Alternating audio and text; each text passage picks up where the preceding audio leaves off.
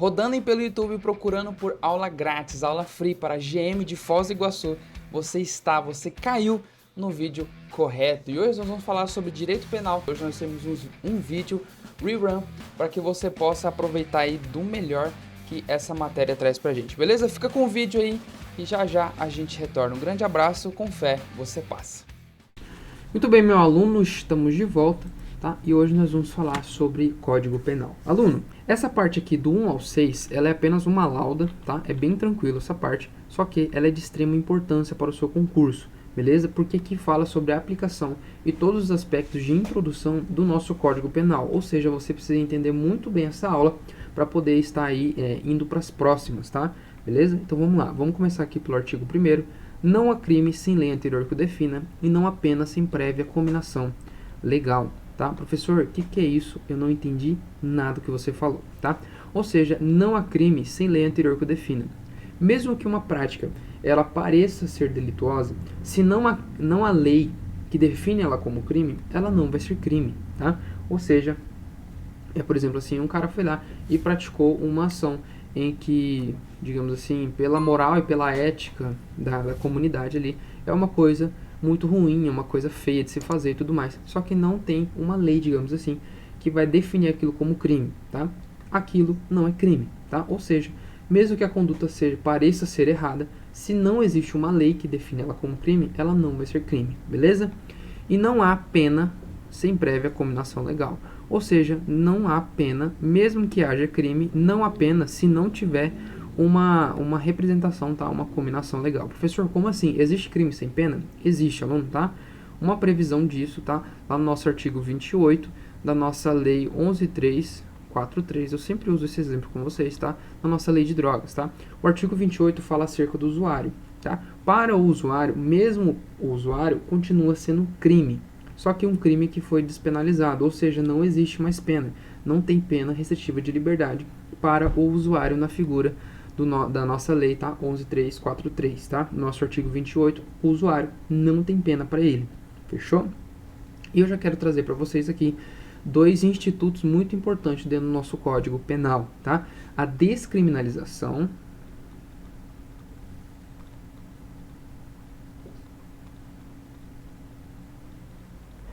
e a despenalização. Opa!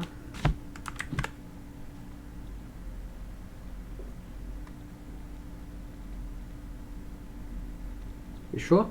Despenalização é diferente de descriminalização. Descriminalização é deixar de ser crime, tá? É deixar de ser crime. Ou seja, a descriminalização, ela acontece aqui no nosso artigo 2º, tá? Ó, tá? Nosso artigo 2º acontece a descriminalização, tá? E a despenalização, muitas vezes ela pode acontecer aqui no nosso caput do artigo 1º, ou seja, não apenas sem prévia cominação legal, tá? A despenalização aconteceu no artigo 28 para o usuário. Antes tinha pena restritiva de liberdade, hoje não tem mais, tá? E a descriminalização aqui no artigo 2, aqui no artigo 2º, vou passar para você agora. Ninguém pode ser punido por fato que lei posterior deixe de considerar crime, cessando em virtude dela a execução e os efeitos penais da sentença condenatória. Ou seja, um exemplo que eu gosto de trazer para vocês é o adultério, tá? Professor, como assim?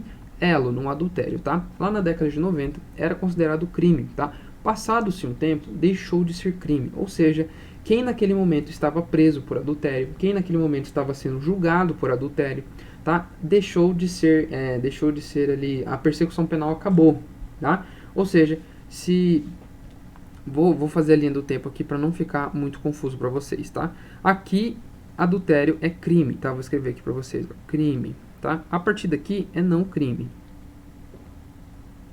Ou seja, não é mais.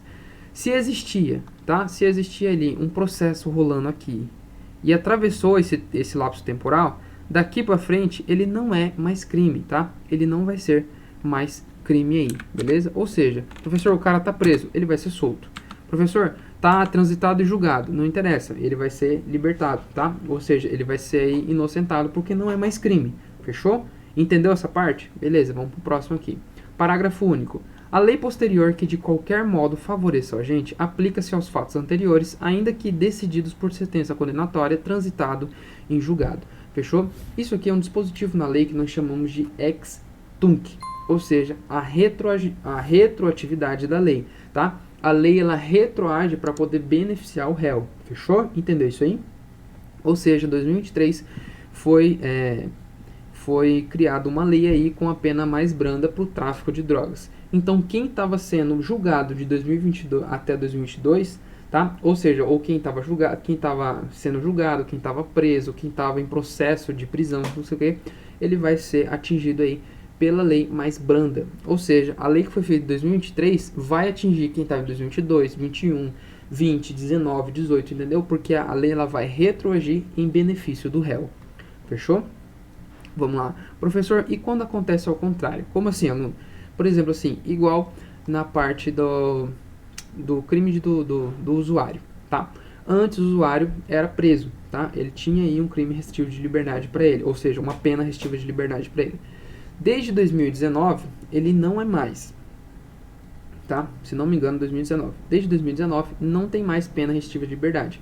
Ou seja, se o cara estava preso antes e aí veio retirando a pena dele, a lei retroage.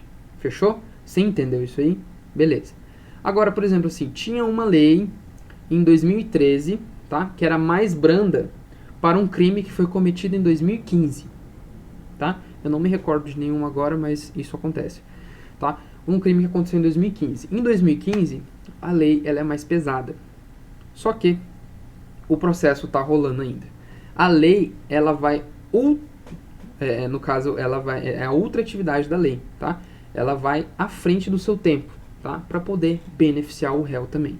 É o que a gente fala de retroatividade e ultratividade. Ultratividade é quando ela vai à frente. Retroatividade é quando ela volta, beleza? Só você lembrar de dois dispositivos na lei. Ex tunc, só você fazer para trás, ó. Tunc, tunc, tunc de testa, T de testa, tunc. Ex tunc, ou seja, a lei retroage. E ex nunc, nunc é quando ela é a ultratividade da lei, é quando ela vai à frente do seu tempo. Só você lembrar de nunc, N de nuca, nunc, ex nunc.